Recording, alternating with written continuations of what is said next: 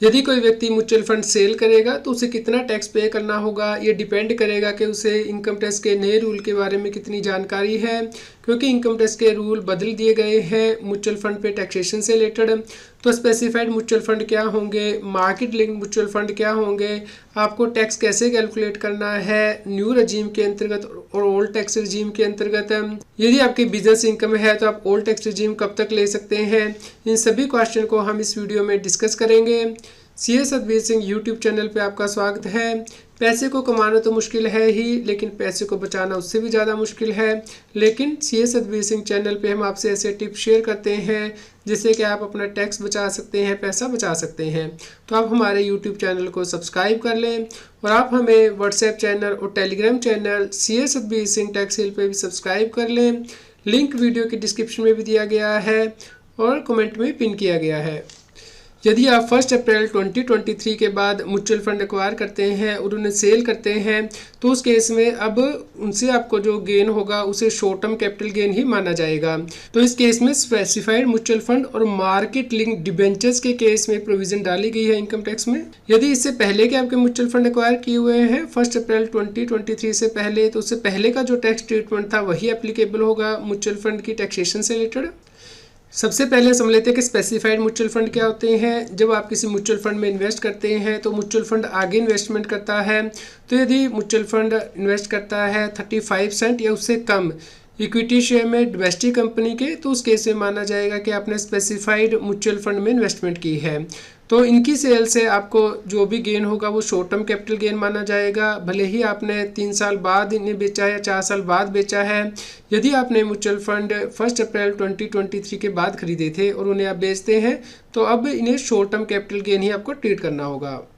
अब समझ लेते हैं कि मार्केट लिंक डिवेंचर्स क्या होती हैं। मार्केट लिंक डिवेंचर का मतलब है कि आपने सिक्योरिटी में इन्वेस्ट किया है जिनका कि अंडरलाइंग सिक्योरिटी फिर से कोई डेट है या फिर डेट से जो रिटर्न आती है उससे वो लिंक किए गए हैं। जैसे कि आप किसी म्यूचुअल फंड में इन्वेस्ट करते हैं और वो आगे डेट सिक्योरिटी में इन्वेस्ट करते हैं, गवर्नमेंट सिक्योरिटी में इन्वेस्ट करते हैं, कॉर्पोरेट बॉन्ड में, म्यूनसिपालिटी बॉन्ड में, तो इसे मार्केट लिंक डिवेंचर कहा जाएगा। अब असेसमेंट ये 24-25 से आपको टैक्स ट्रीटमेंट क्या करना है म्यूचुअल फंड का। इसके लिए आपको देखना होगा कि म्यूचुअल फंड की नेचर क्या है और उसके बाद उसका पीरियड ऑफ होल्डिंग आप चेक करेंगे। यदि वो मार्केट लिंक डिवेंचर नहीं है या फिर स्पेसिफाइड म्यूचुअल फंड नहीं है तो चलिए इसके लिए मैं स्क्रीन पे लेके चलता हूँ आपको। तो यहाँ पे आप देख सकते हैं कि यदि 65% या फिर उससे ज़्यादा इन्वेस्टमेंट है इक्विटी शेयर में म्यूचुअल फंड के द्वारा, तो उस केस में 12 मंथ्स से कम या फिर 12 मंथ्स तक होल्ड किया हुआ है म्यूचुअल फंड, तो उस केस में आपको शॉर्ट टर्म कैपिटल गेन होता है जिसके ऊपर के 15% टैक्स रेट लगता है। यदि 12 मंथ्स से ज़्यादा होल्ड किया हुआ है तो लॉन्ग टर्म कैपिटल गेन होता है और उस केस में 10% आपको टैक्स रेट देना होता है गेंस पे विदाउट इंडेक्सेशन। यदि म्यूचुअल फंड के द्वारा 35% से ज़्यादा इन्वेस्टमेंट की हुई है इक्विटी स्कीम्स में लेकिन 65% से कम है तो उस केस में पीरियड ऑफ होल्डिंग 36 मंथ देखा जाता है। यदि इससे कम है तो उस केस में शॉर्ट टर्म कैपिटल गेन होते हैं जिसपे कि एप्लीकेबल रेट से आपको टैक्स देना होगा। यदि इससे ऊपर है पीरियड ऑफ होल्डिंग 36 मंथ से ज़्यादा तो उस केस में 20% आपको विद इंडेक्सेशन जो है टैक्स देना होता है। और यदि 35% या उससे कम होगा इक्विटी शेयर्स में इन्वेस्टमेंट म्यूचुअल फंड के द्वारा तो उस केस में अब उसे शॉर्ट टर्म कैपिटल गेन ही माना जाएगा, भले ही आप उसे 3 साल होल्ड करके रखते हैं, 4 साल होल्ड करके रखते हैं। और इस केस में एप्लीकेबल टैक्स रेट जिस भी स्लैब रेट में आएंगे उसके अकॉर्डिंग आपको टैक्स देना होगा। और यदि डेट इंस्ट्रूमेंट है यानी कि मार्केट लिंक डिवेंचर्स हैं तो उस केस में भी इसे शॉर्ट टर्म कैपिटल गेन माना जाएगा और इस केस में भी आपको एप्लीकेबल टैक्स रेट से टैक्स देना होगा आपकी स्लैब रेट के अकॉर्डिंग। चलिए अब टैक्स कैलकुलेशन समझते हैं कि यदि 65% या फिर उससे ज़्यादा की इन्वेस्टमेंट की हुई थी इक्विटी शेयर में म्यूचुअल फंड के द्वारा तो उस केस में आपका कैपिटल गेन कैसे निकलेगा। तो जैसा कि आप स्क्रीन पे देख पा रहे हैं यहाँ पे ओल्ड टैक्स रजीम और न्यू टैक्स रजीम दोनों को अकॉर्डिंग हम टैक्स निकाल लेंगे, क्योंकि अब हमारे पास ऑप्शन है कि हम किस टैक्स स्कीम के अंतर्गत टैक्स पे करेंगे। तो सबसे पहले ओल्ड टैक्स रजीम के अकॉर्डिंग टैक्स निकालते हैं। सबसे पहला केस लेते हैं जहाँ पे कि 6,50,000 की इनकम है सैलरी इनकम टैक्स पेयर को, जहाँ से 50,000 की स्टैंडर्ड डिडक्शन मिल जाती है ओल्ड रजीम में। नेट इनकम 6 लाख रुपये हो गई है।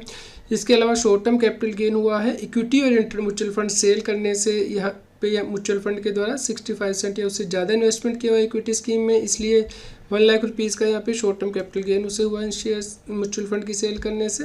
इसके अलावा सेम बैंक का इंटरेस्ट है 15,000 रुपये, तो टोटल इनकम आ गई 7,15,000 रुपया। इसमें 80C LIC एक्स्ट्रा की डिडक्शन 1.5 लाख रुपए तक की मिल सकती है यदि टैक्स पेन इन्वेस्टमेंट की है। और जो सेम बैंक का इंटरेस्ट है इसमें से मैक्सिमम 10,000 की छूट मिलती है, तो वो हमने लेस कर दी है। तो हमारी नेट इनकम आ गई है 5,55,000 रुपया। अब इस इनकम को आपको 2 पार्ट में डिवाइड करना होगा, एक नॉर्मल इनकम, एक स्पेशल रेट इनकम। तो हमारी ये जो 1 लाख रुपये की इनकम है ये स्पेशल रेट की इनकम है, इस पर स्पेशल रेट से टैक्स लगेगा। इक्विटी और इंटर म्यूचुअल फंड की सेल करने से जो शॉर्ट टर्म कैपिटल गेन हुआ है तो इसे हम अलग कर लेंगे टोटल इनकम में से, बैलेंस वाली नॉर्मल इनकम आ जाएगी। अब नॉर्मल इनकम के ऊपर नॉर्मल स्लैब रेट से टैक्स लगेगा। तो हमारी नॉर्मल इनकम 4,55,000 आई है और जो ओल्ड टैक्स रिजीम के स्लैब रेट है 2,50,000 तक कोई टैक्स नहीं है। 2,50,000 से 5 लाख रुपीज़ तक 5% टैक्स है। तो हमने 4,55,000 में से 2,50,000 लेस कर दिया है, यहाँ पे कोई टैक्स नहीं है। बैलेंस पे हमने 5% टैक्स लगा दिया है, तो ये टैक्स आ गया है। इसके अलावा जो 1 लाख रुपए का हमें शॉर्ट टर्म कैपिटल गेन हुआ इक्विटी और इंटर म्यूचुअल फंड की सेल करने से, ये इसके ऊपर हमने 15% टैक्स लगाया है। तो हमारा जो टोटल टैक्स है वो आ जाएगा। अब आपको कोई यहाँ पे रिबेट नहीं मिलेगी क्योंकि आपकी टोटल इनकम 5 लाख से एक्सीड हो गई है ओल्ड टैक्स रिजीम में। तो इस प्रकार जो टोटल टैक्स आपका आ गया है उसके ऊपर आप 4% एजुकेशन सेस लगाएंगे, तो इस प्रकार आपका टोटल टैक्स बन जाएगा ओल्ड टैक्स रिजीम के अकॉर्डिंग। अब देख लेते हैं नई टैक्स रजीम के अकॉर्डिंग। यहाँ पे सैलरी इनकम हमारी सेम है। न्यू टैक्स रजीम में भी आपको 50,000 की स्टैंडर्ड डिडक्शन मिल जाती है और यहाँ पे हमें 1 लाख रुपए का शॉर्ट टर्म कैपिटल गेन हुआ इक्विटी और इंटर म्यूचुअल फंड की सेल करने से 15,000 रुपये का हमारा सेम बैंक का इंटरेस्ट है। लेकिन नई टैक्स रजीम में आपको कोई डिडक्शन नहीं मिलती, जैसे कि 80C की या सेम बैंक के इंटरेस्ट की 80 TTA के अंतर्गत। तो यहाँ पे हमारा टोटल इनकम आ जाएगी। अब इसको भी आपको 2 पार्ट में डिवाइड करना है, नॉर्मल इनकम है स्पेशल रेट इनकम। तो जो 1 लाख रुपए का हमें कैपिटल गेन हुआ है इक्विटी और इंटर म्यूचुअल फंड की सेल करने से, वो हम सेपरेटली लेंगे और नॉर्मल इनकम हमारी बैलेंस आ जाएगी। तो 6,15,000 की नॉर्मल इनकम के ऊपर हम लोग नॉर्मल स्लैब रेट से टैक्स निकाल लेंगे। न्यू टैक्स रजीम में जो स्लैब रेट है 3 लाख रुपए तक कोई टैक्स नहीं है, 3 लाख से 6 लाख रुपए तक 5% टैक्स है, तो हमने 5% टैक्स ले लिया है। और 6 लाख से 9 लाख रुपए तक जो है 10% टैक्स है, तो हमने 6,15,000 में से 6 लाख रुपये लेस कर दिया है क्योंकि उसके ऊपर यहाँ टैक्स आ गया है। बैलेंस पे हमने 10% टैक्स ले लिया है। और न्यू टैक्स रजीम में भी जो शॉर्ट टर्म कैपिटल गेन हुआ है आपको इक्विटी ओरिएंटेड म्यूचुअल फंड की सेल करने से 1 लाख रुपए का, इसके ऊपर 15% टैक्स लगता है, तो हमने लगा दिया है। इस प्रकार टोटल टैक्स आ गया है। लेकिन न्यू टैक्स रजीम ये कहती है कि यदि आपकी टोटल इनकम 7 लाख से थोड़ी सी एक्सीड हो रही है तो जितनी एक्सीड हो रही है उससे ज़्यादा टैक्स नहीं बन सकता।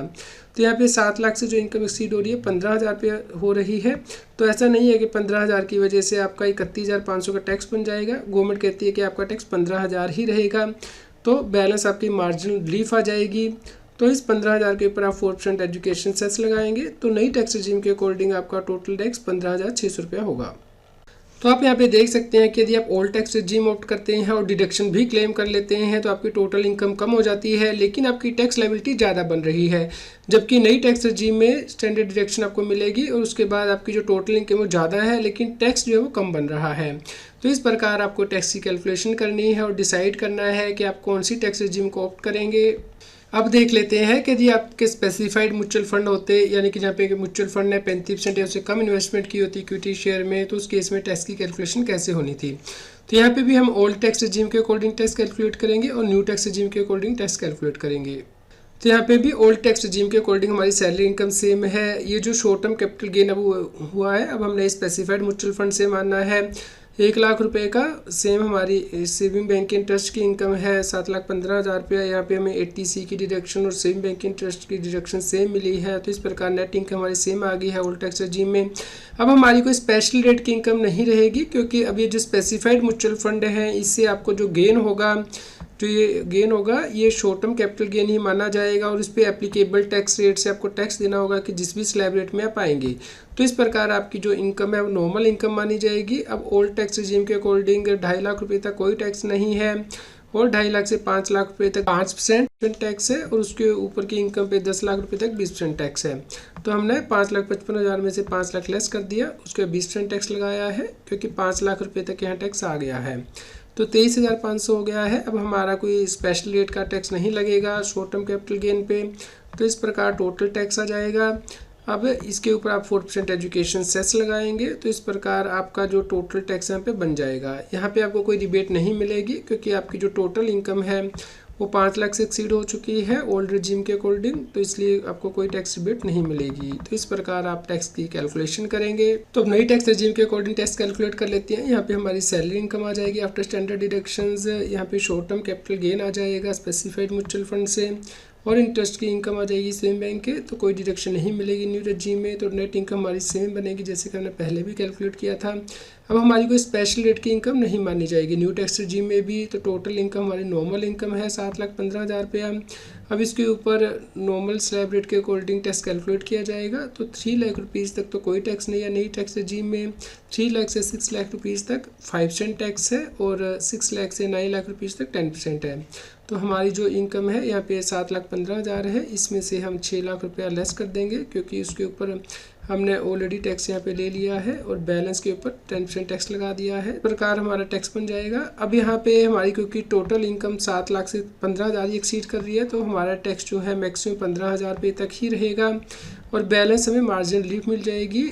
तो इस 15,000 के ऊपर 4% एजुकेशन सेस आप लगाएंगे, तो इस प्रकार टोटल टैक्स न्यू रेजिम के अकॉर्डिंग बनेगा। इस प्रकार 35% या फिर लेस इन्वेस्टमेंट इक्विटी स्कीम्स में म्यूचुअल फंड के द्वारा, यानी कि स्पेसिफाइड म्यूचुअल फंड थे, तो उस केस में भी ओल्ड टैक्स रेजिम के अकॉर्डिंग हमारी इनकम कम बन रही है लेकिन टैक्स ज़्यादा बन रहा है, जबकि न्यू टैक्स रेजिम के अकॉर्डिंग हमारी इनकम ज़्यादा है जबकि टैक्स कम बन रहा है। तो इस प्रकार आपको टैक्स की कैलकुलेशन करनी है और डिसाइड करना है कि आपको कौन सी टैक्स रेजिम ऑप्ट करनी है। तो आज की डेट में मार्केट में बहुत प्रकार के म्यूचुअल फंड सेल किए जाते हैं, जैसे कि इक्विटी ओरिएंटेड म्यूचुअल फंड जहाँ पे कि 65% या उससे ज़्यादा की इन्वेस्टमेंट होती है इक्विटी शेयर में डोमेस्टिक लिस्टेड कंपनी के, या फिर डेट म्यूचुअल फंड, या फिर फ्लोटर फंड, या conservative hybrid fund, balanced hybrid fund, aggressive hybrid fund and arbitrage fund and other funds. तो अब आपको देखना होगा कि टैक्स रेट क्या होगा यदि ये म्यूचुअल फंड 31 मार्च 2023 से पहले एक्वायर किए गए थे और उसके बाद बेचे जाते हैं, और यदि 1 अप्रैल 2023 के बाद एक्वायर किए गए हैं, तो उस केस में आपको कैपिटल गेन निकालना होगा सेपरेटली।